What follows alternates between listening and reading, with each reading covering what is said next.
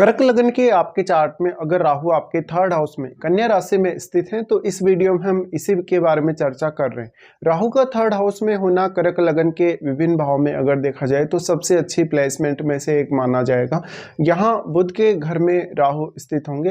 अगर आपके बुध अच्छी स्थिति में है चार्ट में तो ऐसा राहु आपको काफ़ी कुछ देने वाला होगा। वास्तव में आप चंद्रमा से संचालित होने की वजह से बहुत ज़्यादा इमोशनल और बहुत ज़्यादा केयरिंग होंगे। ऐसा राहु कुछ हद तक आप में दूसरे जो गुण हैं जैसे साहसिक क्षमता है, कुछ भी काम करना है तो बहुत जल्दी डिसीजन वगैरह लेना, ऐसी क्षमताएं लेकर आएगा। इन क्षमताओं की वजह से आप अपना सेल्फ एफर्ट बहुत अच्छा लगा सकेंगे किसी भी काम में। ऐसा राहु आपके कम्युनिकेशन को तो मजबूत करेगा ही करेगा, आपको बिजनेस स्किल्स या अदर नेचुरल स्किल्स प्रोवाइड करेगा। इस केस में राहु आपको बहुत मल्टीटास्किंग बना सकता है। साथ ही अगर आपके चार्ट में बुध अच्छी स्थिति में है तो आपका कम्युनिकेशन बहुत कमाल का होगा। ऐसा जातक निर्णय लेने में बहुत ज़्यादा अच्छा होगा, खुद को बहुत अच्छे से समझ पाएगा। थोड़ा सा ऐसा जातक सन की जरूर होगा। अगर चंद्रमा का संबंध शनि से या राहु से बनता है तो ऐसा जो जातक होगा बिना सोचे समझे डिसीजन लेने वाला होगा और कभी कभी बहुत ज़्यादा रिस्क लेने वाला भी होगा। चंद्रमा का संबंध अगर यहाँ राहु से बनता है तो ये आपको ट्रेवलिंग में काफ़ी सहायता, इवन आपको फॉरेन सेटलमेंट में भी काफ़ी ज़्यादा सहायता करेगा। यहाँ हालांकि आप थोड़ा डिप्रेशन में और एंग्जाइटी में रहेंगे, लेकिन आप में जो कलात्मक क्षमता है या जो इमेजिनेशन है आपका या जो अदर जो स्किल्स हैं, अदर जो टैलेंट है वो बहुत ज़्यादा हो सकते हैं। अब क्योंकि यहाँ राहु ड्यूअल साइन में होंगे, ड्यूअल साइन में होने वाला जो राहु होता है हमेशा ही बहुत ज़्यादा मल्टीटास्किंग बनाता है। तो कोई भी काम करने को लेकर आप में वो धैर्य और वो साहस होगा एक्चुअल में, जो आपको वास्तव में चाहिए होगा। इस केस में आपको ये देखना होगा कि अब राहु के साथ यहाँ कोई भी ग्रह स्थित है या नहीं आपके थर्ड हाउस में। अगर कोई भी ग्रह यहाँ स्थित है तो वो ग्रह आपके कार्यशैली पर प्रभाव डालेगा और आपकी कार्य क्षमता पर भी। अगर मान लो थर्ड हाउस में कोई फायरी प्लैनेट स्थित है तो वो आपके रिश्तों के लिए उतना अच्छा साबित नहीं होगा, लेकिन आप में वो जो प्लैनेट होगा वो और ज़्यादा एनर्जी लाएगा और ज़्यादा साहसिक क्षमता लाएगा। इसके साथ साथ आपके भाई बहनों, आपके रिलेटिव्स या आपके पड़ोसी या जितने भी लोग आपसे कनेक्टेड हैं उन लोगों के साथ आप बहुत ज़्यादा इमोशनल रिलेशंस शेयर करेंगे और अपने रिलेशंस को लेकर काफ़ी आप क्रिएटिव भी होंगे या काफ़ी ज़्यादा सपोर्टिव भी होंगे कभी कभी।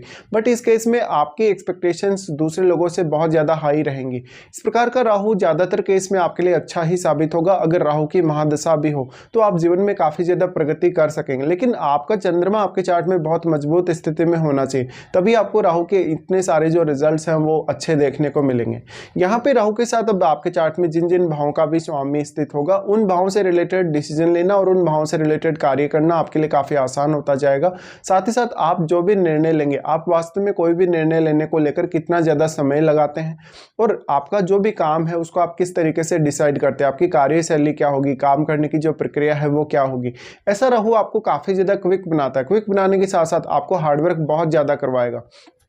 अब अगर आपके बुध अच्छी स्थिति में है तो आप में कार्य के मैनेजमेंट की जो क्षमता होगी वो काफ़ी ज़्यादा होगी। यहाँ पर अब आपको ये देखना होगा कि वास्तव में कौन कौन से भावों के स्वामियों का संबंध जो है राहु से है, या कोई भी राहु के साथ ग्रह बैठा है तो वो कौन सा ग्रह है एक्चुअल में, राहु के साथ वो मित्रवत है या शत्रुवत है। अगर राहु के साथ कोई भी ग्रह ऐसा है जो मित्रवत है और वो अगर यहाँ बैठता है तो आपकी जो नेचुरल टैलेंट है या जो आपकी नेचुरल क्षमता है उसमें और भी ज़्यादा आपको वृद्धि देखने को मिलेगी। इस केस में आपको बहुत ज़्यादा टैलेंटेड भी बनाएगा राहु। अब आपको यहाँ ये देखना है कि वास्तव में अगर कोई भी फायरी प्लैनेट स्थित है तो उस केस में आपके रिश्तों के बिगड़ने की संभावनाएं बहुत ज्यादा रहेंगी।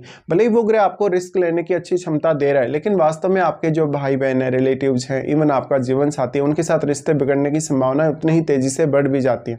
इस प्रकार का जो राहु होगा वो आपको सोचने समझने की और डिसीजन लेने की अच्छी प्रवृत्ति देगा और आपको काफी तेज बनाएगा, आपको काफी सक्रिय बनाएगा। इस केस में जहाँ तक बिजनेस वगैरह करने में, ट्रेवल वगैरह करने में, इवन फॉरेन सेटलमेंट में काफी अच्छा हो सकता है। इस प्रकार के जातकों को नॉलेज बहुत ज्यादा हो सकता है। ऐसा राहु आपकी जिज्ञासु प्रवृत्ति को काफी तीव्रता से बढ़ाने का काम करेगा। अगर हम एस्पेक्ट्स के हिसाब से या दृष्टियों के हिसाब से राहु की इस प्लेसमेंट को देखेंगे तो राहु का एस्पेक्ट सबसे पहले आपके 7वें भाव पे आएगा, जहां पर आपके बिजनेस रिलेटेड जो टैलेंट है उसको राहु बढ़ाने का काम करेंगे। साथ ही आपके लिए पार्टनरशिप के कुछ बहुत बेहतर मौके आपको मिल सकते हैं राहु की इस प्लेसमेंट की वजह से।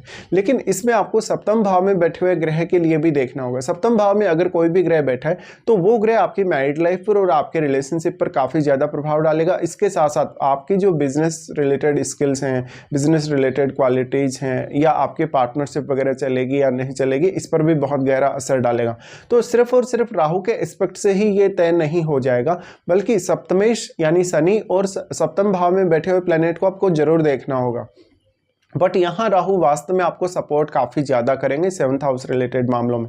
हाँ, इतना हो सकता है कि पार्टनर जो है आपका वो बहुत ज़्यादा स्किल वाला और क्रिएटिव हो सकता है, बहुत ज़्यादा हार्डवर्किंग हो सकता है। तो यहाँ पार्टनर का भी आपको बेहद सपोर्ट मिल सकता है। हालांकि आपकी ओवर एक्सपेक्टेशन की वजह से कभी कभी पार्टनर के साथ थोड़े बहुत डिस्प्यूट या थोड़ा बहुत तनाव का भी आपको सामना करना पड़ेगा। इस केस में आप अपने रिश्तों को काफ़ी डोमिनेट करते हुए नजर आएंगे। आप में साहसिक क्षमता बहुत ज़्यादा होगी और आप इंटेलिजेंट भी बहुत ज़्यादा होंगे। इस वजह से आपके लिए कुछ भी नया सीखना, कुछ भी पढ़ना या एनालिसिस करना आसान होगा।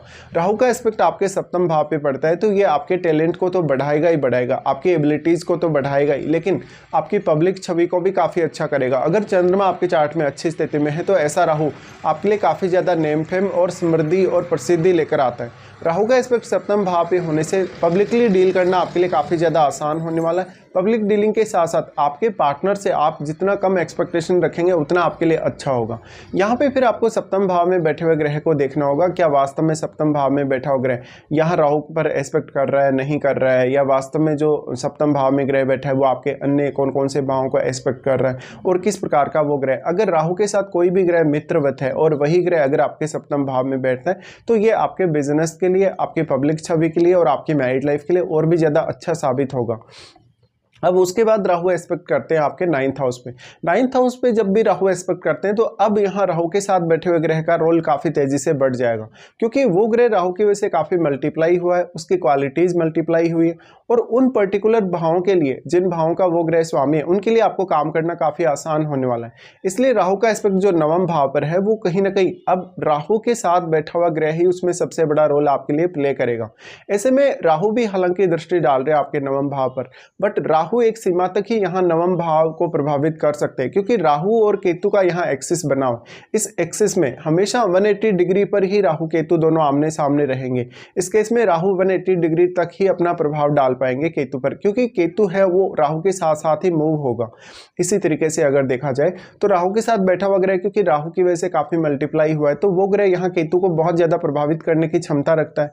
इसके साथ साथ आपका अगर केतु के साथ भी 9th हाउस में कोई प्लेनेट बैठा है तो वो प्लेनेट कहीं ना कहीं अब राहु की तुलना में राहु के साथ बैठे हुए ग्रह से सबसे ज्यादा प्रभावित होगा। तो अगर केतु के साथ बैठा हुआ ग्रह वास्तव में अगर राहु के साथ बैठे हुए ग्रह के साथ एक मित्रवत ग्रह है तो निश्चित तौर पे आपको उस ग्रह का काफी फायदा मिल सकता है या उसके एस्पेक्ट का आपको काफी लाभ मिल सकता है। इसके साथ साथ यहाँ पर वास्तव में केतु के साथ बैठे हुए ग्रह के लिए आपको थोड़ी ज्यादा हार्डवर्क करने की आवश्यकता पड़ेगी।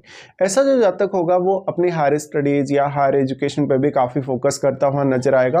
भले ही जातक बहुत ज्यादा हार्डवर्किंग है, बहुत ही ज्यादा सेंसिटिव है या बहुत ही ज्यादा एक्टिव है, बट वो अपनी हायर स्टडीज के प्रति काफी सीरियस रहेगा और ऐसा राहु आपको काफी जिज्ञासुपन देता है। इसकी वजह से आपको हमेशा जीवन में कुछ न कुछ सीखने, कुछ न कुछ नया अध्ययन करने का मौका मिलता रहेगा। उसके बाद यहाँ राहु का एस्पेक्ट आ जाएगा आपके 11th हाउस पे। अब 11th हाउस पे राहु का एस्पेक्ट आएगा तो ये अगर आप बिजनेस करते हैं तो ये एस्पेक्ट बहुत ज्यादा अच्छा होगा। इस केस में आपकी पॉपुलैरिटी और आपका मान सम्मान राहु बढ़ाएगा, आपको बहुत वीआईपी लोगों से कनेक्ट करेगा, साथ ही साथ आपके पास इनकम के सोर्सेज बहुत ज्यादा हो सकते हैं। राहु यहाँ आपकी एक्सपेक्टेशन को काफी तीव्रता से बढ़ाएगा। अगर आपके 11th हाउस में कोई फायरी प्लैनेट स्थित है तो उस केस में आपके एक्सपेक्टेशन और भी ज्यादा तीव्रता से बढ़ेंगी। तो अब आपके पास वो क्षमता है या वो टैलेंट है जिससे आप अपनी सारी की सारी जो एक्सपेक्टेशंस है उनको पूरा कर पाए। तो 11th हाउस पे राहु का दृष्टि का होना ये दिखाता है कि जातक अपने खुद के हार्डवर्क से, अपनी खुद की मेहनत से बहुत कुछ जीवन में करेगा और वो सब सारी की सारी अपनी अभिलाषाएं या सारी की सारी अपनी इच्छाएं पूर्ण करेगा अपनी खुद की क्षमता से। तो यहाँ राहु का एस्पेक्ट बेसिकली अच्छा ही माना जाएगा। साथ साथ में ये आपके नेटवर्क को बढ़ाने का भी काम करेगा और दूसरों से भी आपको पर्याप्त सहयोग दिलाएगा। तो इस प्रकार के रिजल्ट्स आपके राहु के रहेंगे जब भी राहु आपके 3rd हाउस में। बट इसमें आपको अब महादशा पर विचार अवश्य कर लेना चाहिए।